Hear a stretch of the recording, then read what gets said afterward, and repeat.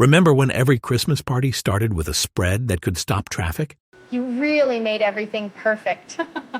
Cheese balls rolled in pecans, shrimp towers shaped like trees, and pinwheels so pretty you almost hated to eat them. Back then, every hostess had a secret weapon, something molded, frosted, or covered in parsley flakes. These weren't just snacks, they were statements. So why do we not see them anymore? The mighty cheese ball. There was a time when the centerpiece of every holiday buffet wasn't the turkey. It was the cheese ball. Shaped like a small planet and rolled in crushed nuts or parsley, it gleamed like a disco ball under fluorescent kitchen lights. Made with cream cheese, cheddar, a dash of Worcestershire, and sometimes a scandalous splash of sherry.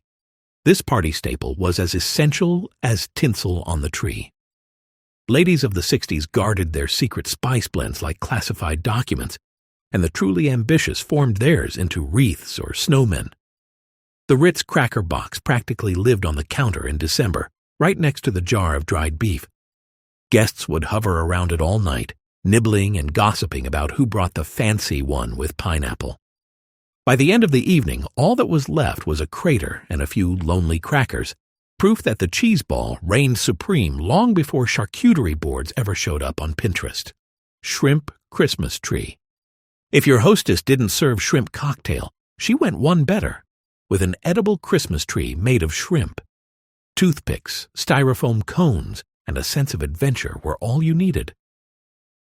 This showstopper glistened under the dining room chandelier like something out of a Better Homes and Gardens spread circa 1972. Each shrimp was carefully pinned into place over a bed of parsley, and sometimes dotted with cherry tomatoes or olives for ornaments. The whole thing sat proudly on a platter of crushed ice with cocktail sauce in a cut glass bowl, waiting for the first brave guest to pluck one off. Sure, it leaned a little after an hour and looked like a seafood disaster movie by dessert, but at the start of the night, it was pure glamour. Moms in sequined tops would beam like Julia Child herself had come to visit, while the kids stood back, wondering if they were allowed to touch it. It wasn't just food, it was fanfare. Party Rye Canapés. No holiday get-together was complete without a tray of Party Rye Canapés, the bite-sized toasts that carried every spread from olive tapenade to cheese whip. Those tiny square loaves from the grocery store, usually labeled cocktail rye, made you feel fancy before you even opened the package. Hosts would line them up on cookie sheets, top them with melted Velveeta and sausage, and broil them until bubbly. The smell alone could drag teenagers out of the basement faster than carols on the record player. In the 1970s, you couldn't swing a punch ladle without hitting a platter of these little golden bites. They were quick, addictive, and slightly dangerous. You'd burn your tongue every time because no one wanted to wait for them to cool. By midnight, only crumbs and cocktail napkins remained. Today, we call them retro hors d'oeuvres. But back then, they were a badge of sophistication for any self-respecting hostess armed with a toaster oven. Ham salad pinwheels. If you ever saw a pink spiral on a holiday buffet, that wasn't candy, it was ham salad pinwheels. Housewives swore by this colorful snack that wrapped minced ham, relish, and cream cheese inside soft white bread like an edible Christmas ribbon. It was the perfect way to use up leftover ham and impress guests at the same time. Recipes varied wildly. Some used crushed pineapple, others diced celery. But every version came with the same rule: chill before slicing for those perfect pastel spirals. Once arranged on a platter of lettuce leaves, they looked almost too pretty to eat. Almost. These were the appetizers that made Tupperware parties legendary, and bridge clubs forget about the game entirely. Every bite carried a taste of salty sweet nostalgia, the kind that somehow made you think of aluminum trees and Avon perfume. Fancy or not, ham salad pinwheels were proof that creativity and a little mayonnaise could go a long way. The impressive Jell-O mold. Every ambitious hostess in the 1950s and 60s had one word on her mind during the holidays: presentation. And nothing said impressive like a Jell-O mold layered with cream cheese, vegetables, and inexplicable confidence. Some looked like stained glass windows, others like science experiments. There were savory ones made with tomato juice and celery, and dessert versions crowned with canned fruit and Cool Whip. Each layer had to set just right, and if it didn't, well, the family dog might get an early treat. Still, when a mold came out perfect, guests gasped like they were witnessing a miracle. Housewives carried them into the dining room like trophies, wobbling and shimmering in all their pastel glory. Even if no one wanted the first slice, everyone admired the effort. It was culinary theater at its finest. And in those days, that counted for just as much as taste. Crab melts on English muffins. Before shrimp rings and spinach dip took over, crab melts ruled the cocktail table. They started with split English muffins, topped with a creamy crab mixture that usually involved mayonnaise, shredded cheddar, and a few shakes of paprika for color. Once broiled, they turned golden and bubbly, crispy at the edges, soft in the middle, and just fancy enough to make you feel like you were dining at the country club. Cooks back then didn't waste a thing, so canned crab meat was the star, often stretched with a spoonful of Miracle Whip or even a sprinkle of cornflakes to hold it together. The smell alone made guests wander toward the oven before the hostess could even plate them. They came out sizzling, cut into quarters, and vanished in minutes. A tray of these on a mid-century silver platter meant someone had gone the extra mile, and everyone knew it. It wasn't just an appetizer, it was proof that December had officially begun. Stuffed celery with pimento cheese. No holiday relish tray was complete without stuffed celery. Those bright green stalks filled with pimento cheese or cream cheese and olives were as much a part of Christmas as Bing Crosby on the record player. Every mother had her own technique. Some piped the filling neatly with a cake decorator, others used a butter knife and called it good. Either way, they were crisp, colorful, and made you feel downright virtuous after your third deviled egg.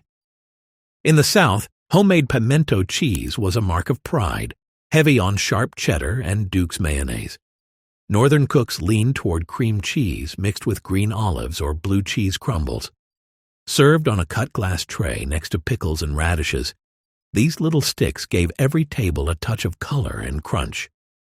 They might have been simple, but they stood proudly among the fancier fare, like a reminder that even the humblest vegetables could dress up for the holidays. Mini meatballs in grape jelly sauce. If you grew up in the 60s or 70s, you probably remember the unmistakable smell of grape jelly meatballs bubbling in a slow cooker at the corner of the room. It sounded odd, but it worked.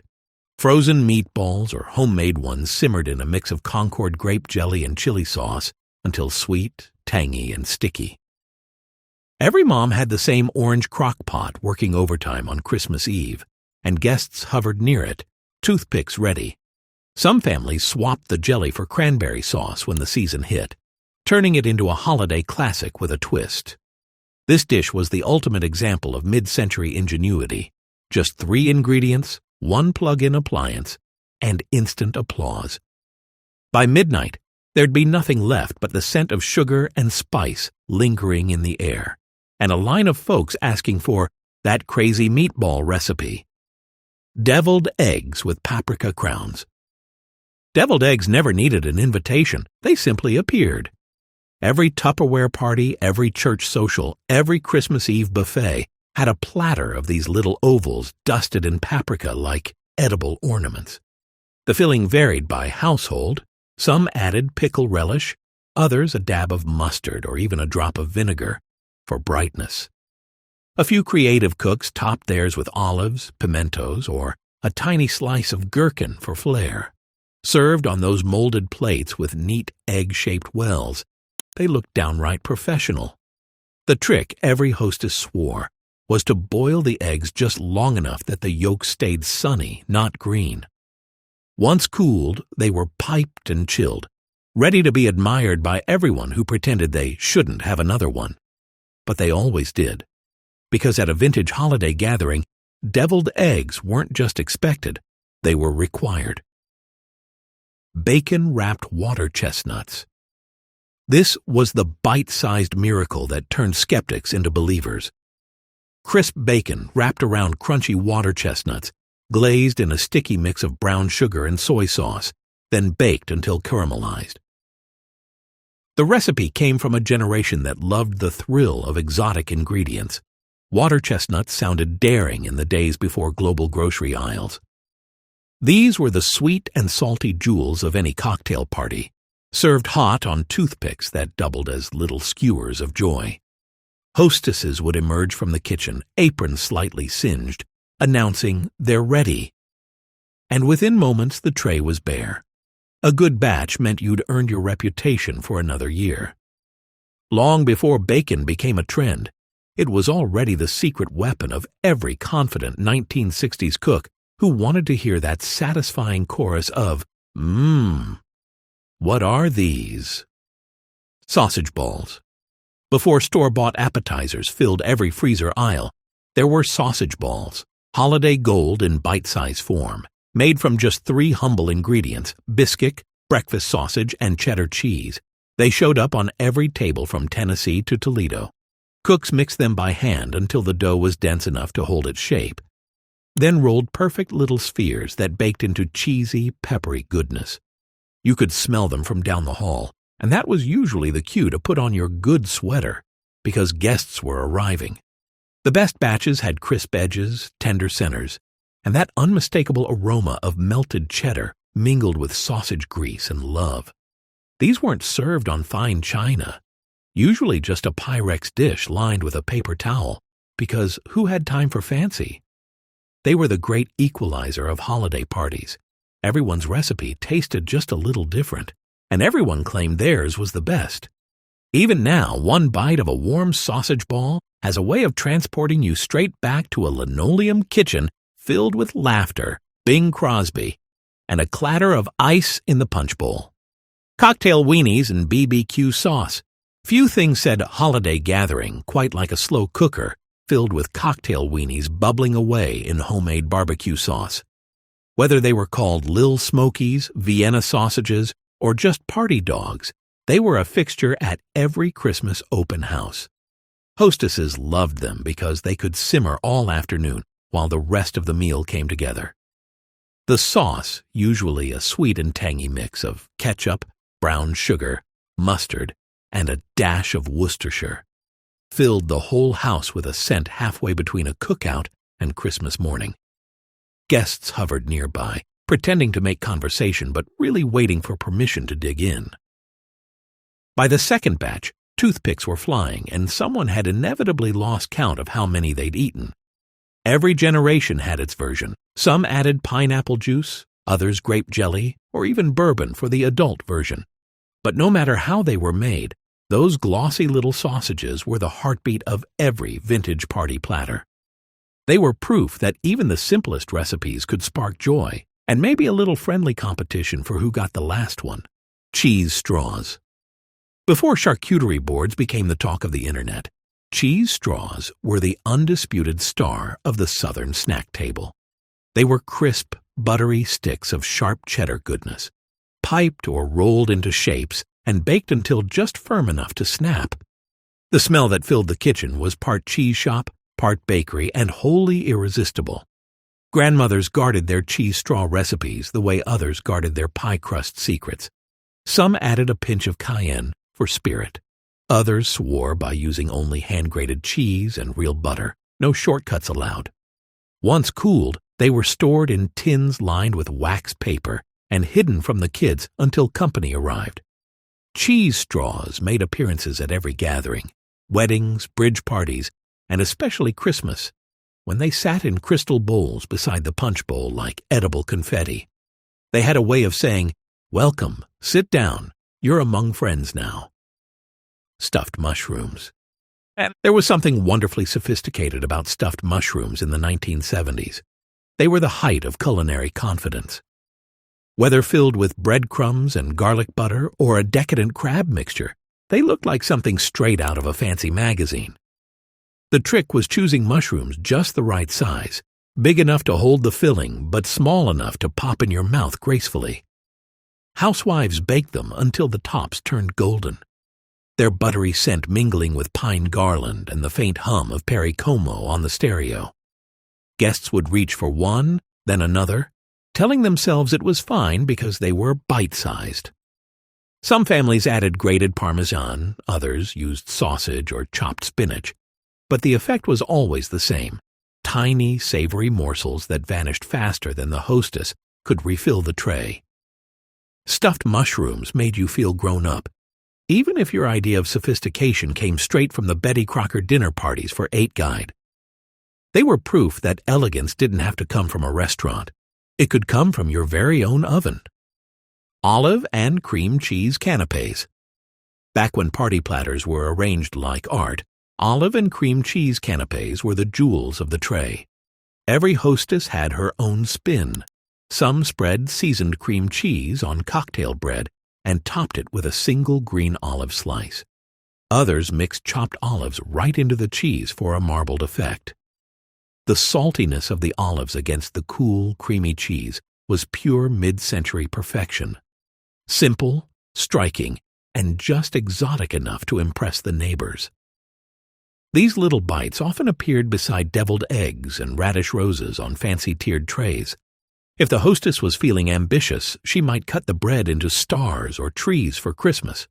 And of course, no one could resist commenting on how elegant they looked, even as they reached for another. The tangy flavor, the cold crunch, the smooth spread, it all came together like the edible version of a holiday card from 1962.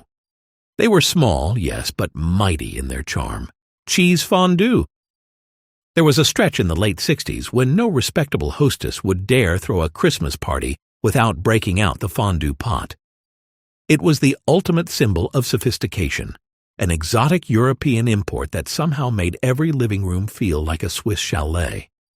You'd light the little sterno can underneath, melt cubes of Swiss and Gruyere with a splash of white wine, and set out long, skinny forks like instruments of diplomacy. Friends gathered in polyester turtlenecks, dipping cubes of French bread or apple slices into molten cheese and pretending to know what continental dining meant. There was always one person who lost their bread cube in the pot and had to fish it out, laughing nervously as the rule of the night decreed they owed everyone a kiss or another bottle of wine. The fondue craze didn't just feed guests, it created memories. Even now, the sight of a mid-century fondue set, usually orange, avocado, or gold, brings back the smell of nutmeg, warm cheese, and the cozy hum of togetherness that made those parties legendary. Clam dip. Clam dip was a mainstay of the holiday season, an appetizer that sat proudly next to the chip bowl and made every guest feel like they'd arrived at a grown-up party. All it took was canned minced clams, cream cheese, a bit of lemon juice, and maybe a dash of hot sauce if the hostess was feeling daring. The result was briny, creamy, and completely addictive. Served with ripple-cut potato chips or sturdy celery sticks, clam dip was the unsung hero of the appetizer spread. The flavor was oddly elegant for such simple ingredients, salty, tangy, and rich enough to make you forget there was a whole ham baking in the oven. Mid-century ads showed smiling couples holding martinis, dipping their chips with confidence, and marveling at how cosmopolitan they'd become. In truth, it was a budget-friendly way to feel fancy, and that's why it lasted decades.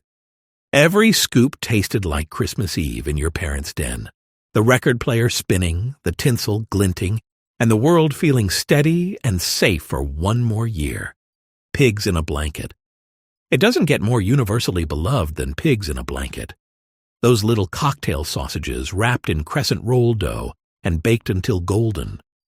The first batch always disappeared before the hostess could refill the mustard dish. They were easy, cheap, and guaranteed applause from both kids and adults. Back then, they symbolized the perfect balance between fun and refinement. You could serve them at a church gathering or a New Year's Eve bash, and nobody would complain. Many of us remember sneaking into the kitchen to grab one before dinner, only to find that half the tray had already vanished. The combination of buttery pastry and smoky sausage was pure comfort, But what made them special was their accessibility. You didn't need a fondue set or a party planner, just a baking sheet and an oven that worked. Even today, if you catch a whiff of crescent rolls baking, there's a good chance you'll picture those little golden spirals and remember the joy of being allowed to eat with your fingers at a grown-up party. Ritz Cracker Spreads. Long before charcuterie took over social media, the Ritz cracker reigned supreme as the vehicle for every imaginable holiday spread. From potted cheese and salmon mousse to minced ham and pineapple cream cheese. These little golden discs carried it all. Housewives prided themselves on creating colorful assortments, sometimes decorating each cracker with a sprig of dill, a slice of olive, or even a cherry tomato half for flair. The idea was to make humble pantry ingredients look like hors d'oeuvres from the Waldorf Astoria. You'd find them arranged in perfect circles on pressed glass trays, glistening under the glow of Christmas lights. A well-balanced Ritz cracker was a masterpiece. Crunchy, creamy, and just the right amount of salty. The phrase, "Everything tastes better on a Ritz," wasn't just a slogan. It was gospel truth in the mid-century kitchen.